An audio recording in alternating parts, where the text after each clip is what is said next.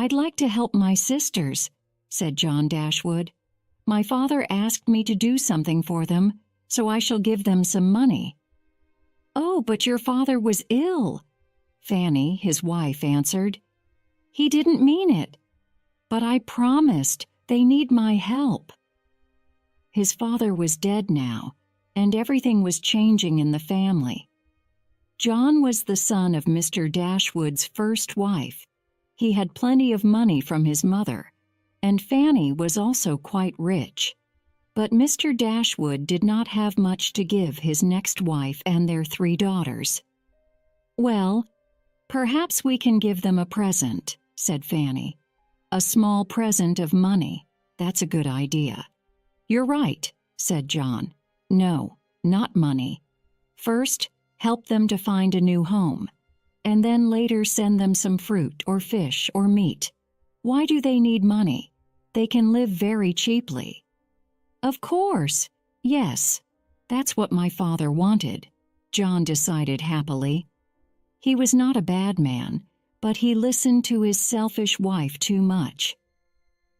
Mrs. Dashwood and her 3 daughters, Eleanor, Marianne, and Margaret, would soon have to leave their family home.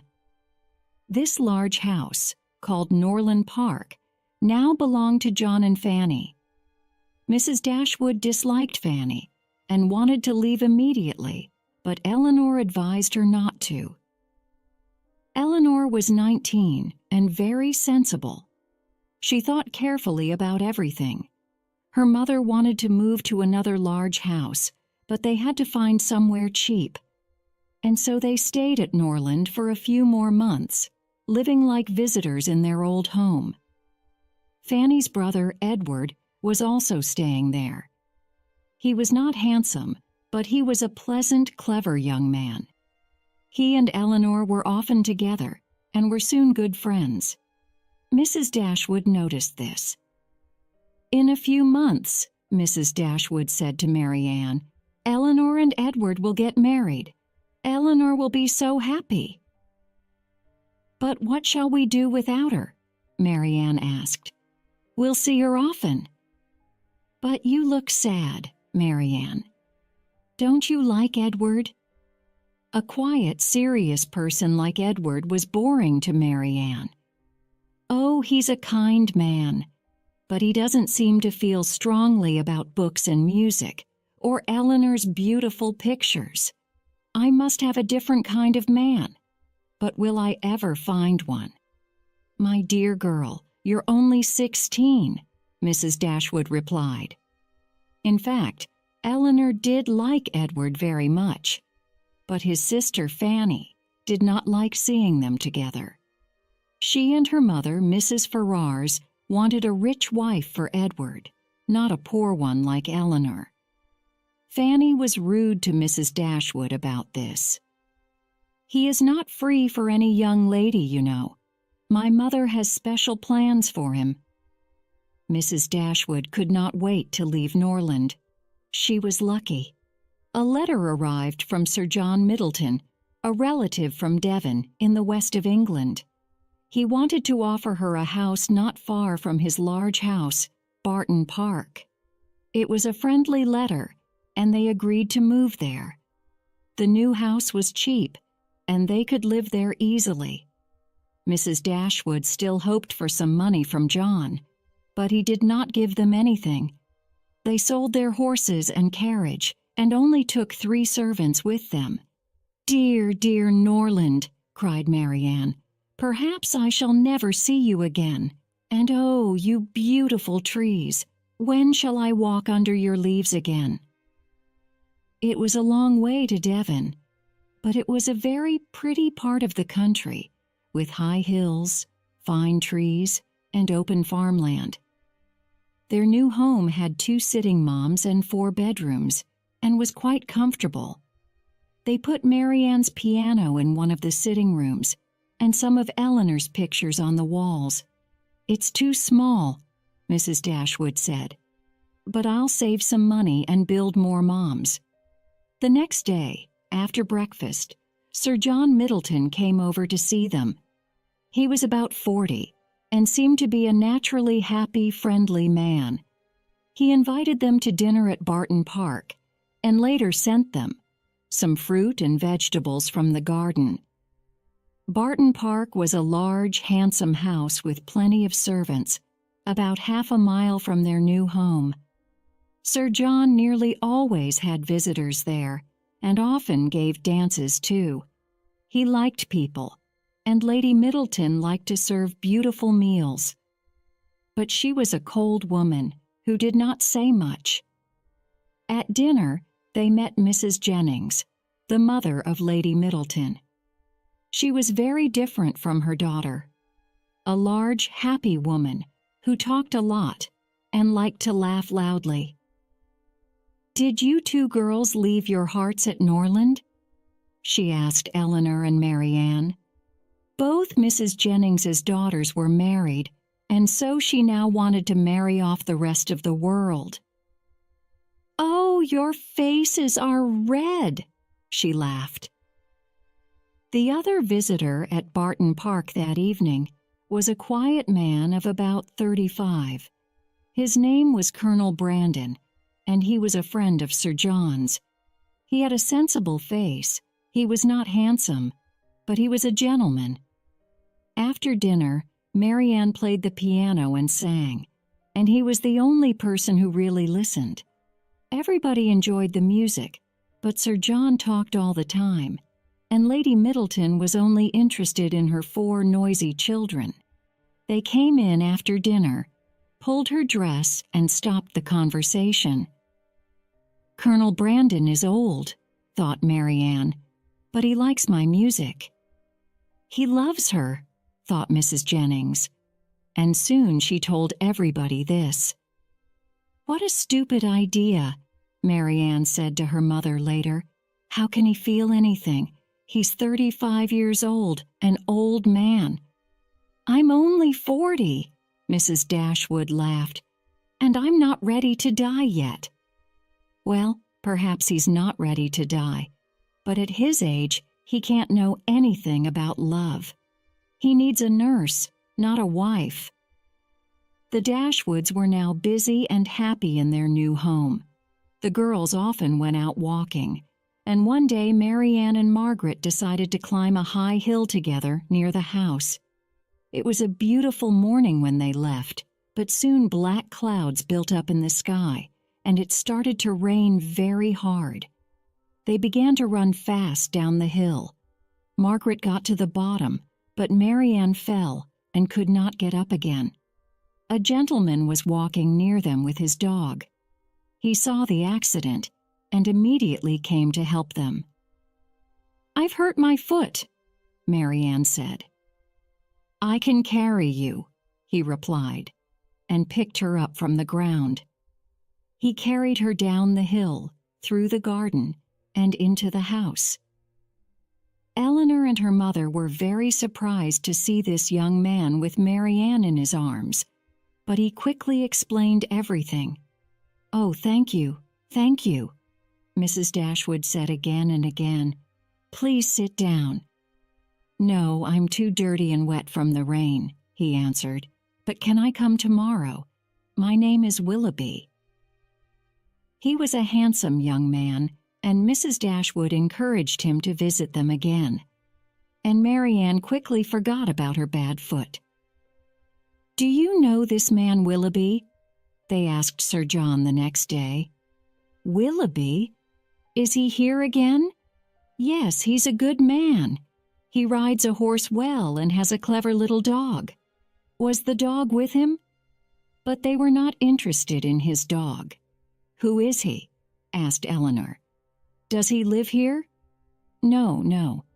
He has a relative here, an old lady. He has a very nice house not too far away at Combe Magna in Somerset, and will be a good husband for somebody. Be careful, Eleanor. Mary Ann has Brandon already. She mustn't catch all the men. Perhaps Willoughby will be just right for you." "My daughters do not try to catch men," Mrs. Dashwood said angrily. "Last Christmas," Sir John continued, I invited him to one of my dances, and he danced from 8 in the evening until 4 in the morning." "Did he?"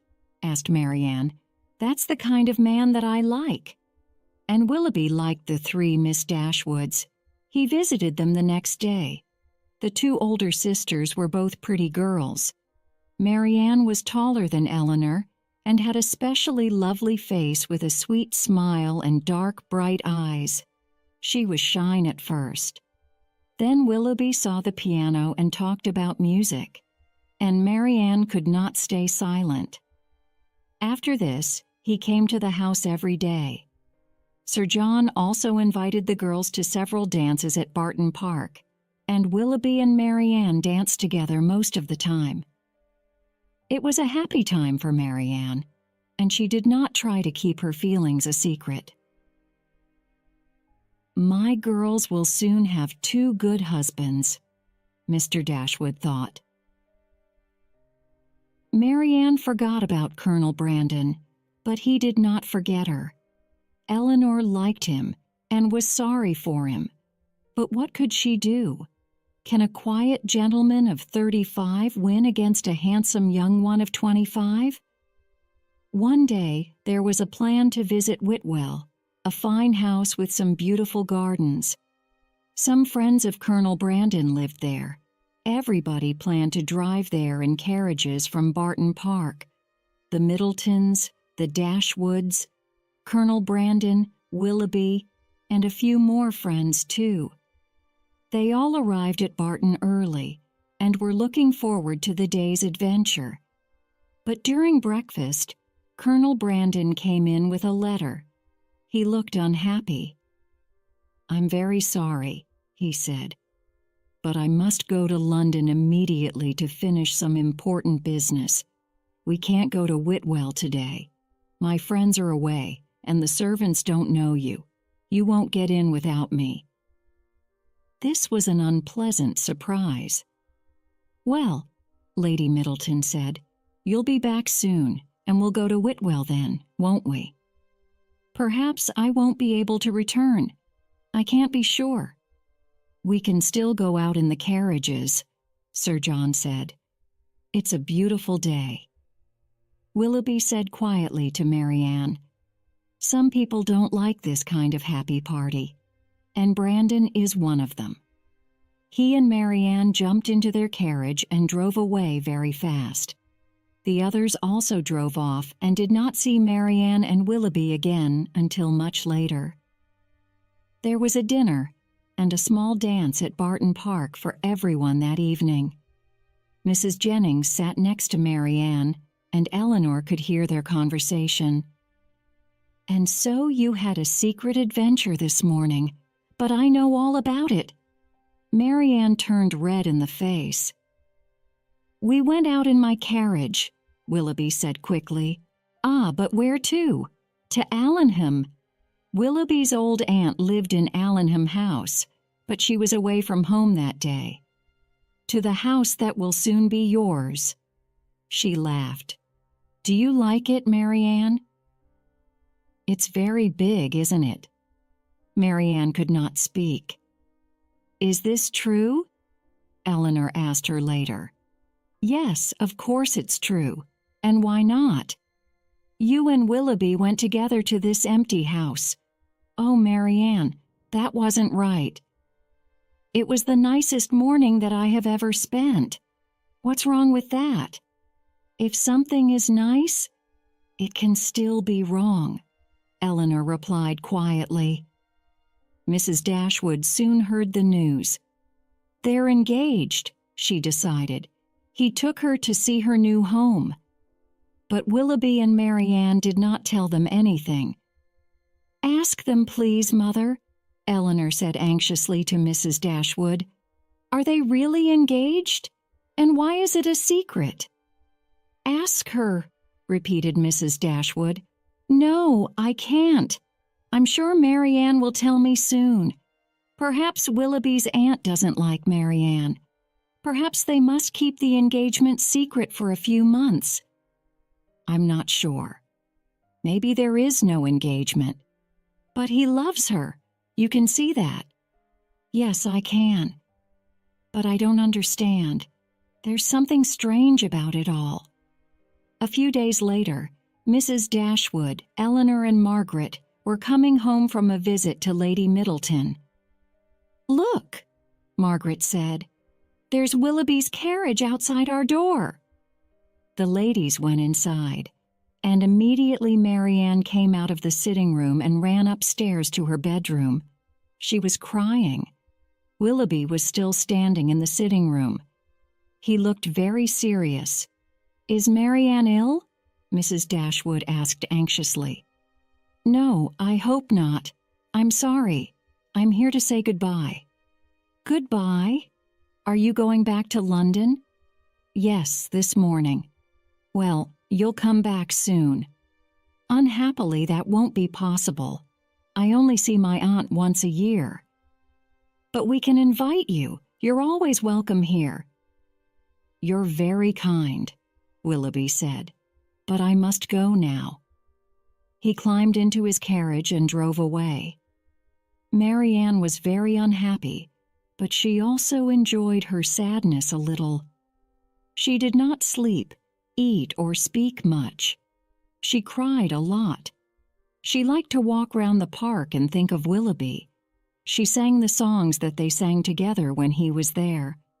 She read again the books that they both enjoyed. One day, the three sisters were out walking along the road to Barton.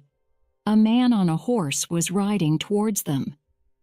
"It's Willoughby!" Marianne shouted. She started to run towards him. "No!" called Eleanor. "It's somebody different." "Oh!" It was Edward Ferrars. He was on his way to visit them, but he seemed uncomfortable with them. "Have you just arrived?" Marianne asked him. It was Edward Ferrars. He was on his way to visit them, but he seemed uncomfortable with them. "Number Yui came 2 weeks ago," he answered. 2 weeks ago. Why didn't he come to see Eleanor then? "Did you visit Norland?" Eleanor asked. And why were Edward and Eleanor so cold together? Marianne asked herself. They were not like Reed lovers, not like her and Willoughby. "Yes, about a month ago." "How did it look?" Marianne asked him. "Oh, as it always looks in autumn, plenty of dead leaves everywhere." "Those beautiful leaves," Marianne said. "Oh, I would love to see them again. Nobody there enjoys them." "Not everyone likes dead leaves," said Eleanor. "Well then, Edward, do you like the beautiful hills here?" asked Marianne. "Yes, but the roads at the bottom will get very dirty in winter." How strange, Marianne thought. And so did Eleanor. What was wrong? She was unhappy about Edward's coldness, but she did not want to show her feelings. Edward stayed at their house for a week and was more friendly by the end of it.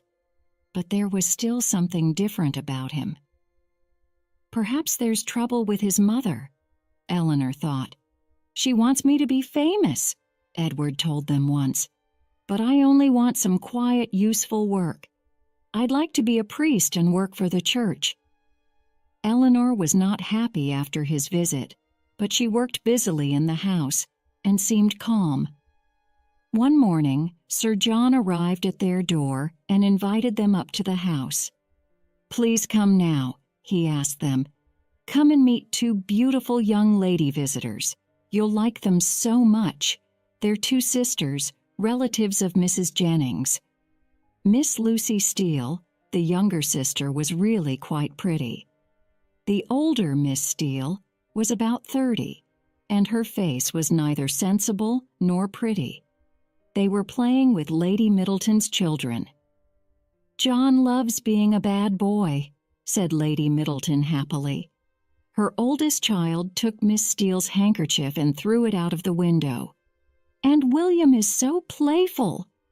William was now biting the lady's finger. "Little Anna Maria," continued Lady Middleton lovingly. "She's always so quiet." Just then, The little girl hit her head on the table and began to scream. The Miss Steeles gave her sweets, and Lady Middleton took the crying child out of the room. "What fine, clever children," said Lucy Steele. "I don't like very quiet children." "Quiet children can sometimes be very pleasant," Eleanor replied. "Do you like Devon, Miss Dashwood?" said Miss Steele. "Did you want to leave Norland? There were some handsome and amusing young men there, weren't there?" "I'm sorry, but I really don't know," said Eleanor. She did not like the two sisters. Lucy Steele was not so free with her words as the older Miss Steele, but her face was not very honest. But the Miss Steeles liked the Miss Dashwoods, and Eleanor and Marianne now had to spend an hour or two with them nearly every day. During one dinner at Barton Park, Miss Steele said to Eleanor, "It's very good news about your sister. Engaged so young and to a very handsome man. Perhaps you will be lucky too soon, or perhaps you already have a special friend." The secret escaped quickly from Sir John's lips. "The letter F," he said. "That's a very important letter for Eleanor." Everybody laughed. "But who is it?" Miss Steele asked. "His name is Ferrars, and it's a great secret." He spoke into her ear, but everybody could hear. "Oh, what a nice young man," said Miss Steele to Eleanor. "I know him very well." "Not very well," Lucy said quickly. "We saw him once or twice at my uncle's." "You know him?" Eleanor asked. "How interesting."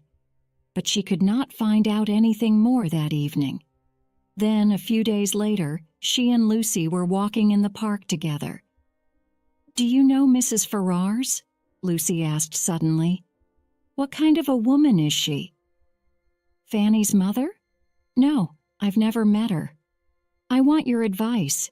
You see, maybe she will soon be a relative of mine." "Of yours?" Eleanor said in surprise. "Do you know her younger son, then, Mr. Robert Ferrars?" "No," Lucy said. "No. I speak of Edward Ferrars, the older brother." Eleanor could not speak, but her face changed color. "You're probably surprised," Lucy continued, "because it's a great secret. You see, we're engaged. Our engagement started 4 years ago." "And when did you meet?" "Oh, we were only children then. Edward often stayed in my uncle's house." "I'm so surprised," Eleanor said.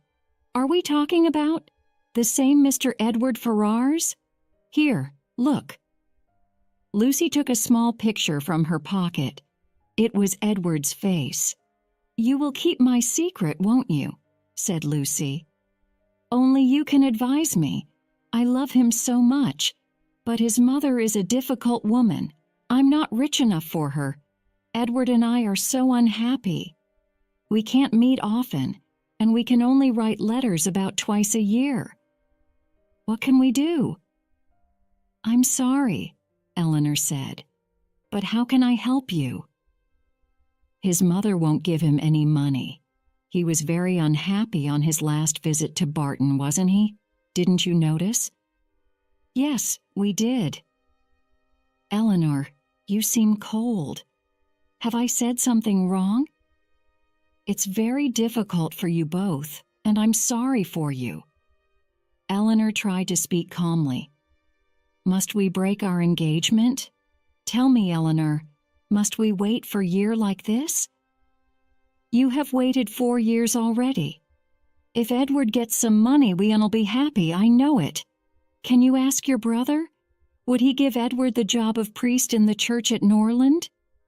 Eleanor felt sorry for Edward. Did he really love this young woman? "Mr. Ferrars is my friend," she said, "and I want to help him. But my brother won't listen to me." "Will you be in London this winter, Miss Dashwood?" Lucy asked. "No, we can't possibly go," Eleanor replied. "Oh, but I'd like to see you there. My sister and I are going to stay with some relatives. But of course, I'm really going there to see Edward. He's coming in February.